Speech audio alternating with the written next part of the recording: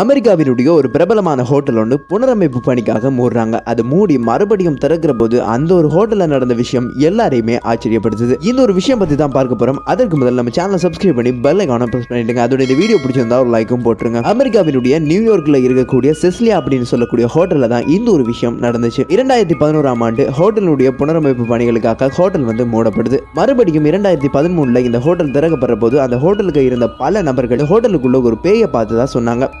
சொல்லப்பட்ட விஷயம் அது ஒரு பேய் கிடையாது, அது 2 பேய்களா இருந்துச்சு அப்படின்னு சொன்னாங்க. அதுல முக்கியமா ஒரு நபரால சொல்லப்பட்ட விஷயம் இது ஒரு ஹோட்டலுக்குள்ள தன்னுடைய காதலி இருந்ததாகவும் அந்த காதலியை அந்த பேய் கொன்னுடுச்சு அப்படின்னு சொன்னாரு. இப்படியான விஷயங்கள் எல்லாமே ஹோட்டல் நிர்வாகத்துக்கும் சரி இதை கேட்கிற மக்களுக்குமே ரொம்ப ஆச்சரியமா இருந்துச்சு. இதே நேரத்தில் அந்த ஒரு ஹோட்டல் ரூம்ல தங்கி இருந்த ஒரு நபரால் எழுதப்பட்ட ஒரு வாசகம், நான் படகில் சென்று இறக்க போகிறேன் அப்படின்னு சொல்லி அவர் எழுதியிருந்தாரு. அதுக்கு பிறகு அவரும் அந்த ஒரு இடத்துல இல்ல. இந்த விஷயம் எல்லாமே இன்னை வரைக்கும் இந்த ஒரு ஹோட்டல பயங்கரமாவே காட்டிக்கிட்டு இருக்கு. உண்மையாவே இந்த ஹோட்டல்ல என்னதான் நடந்துச்சு,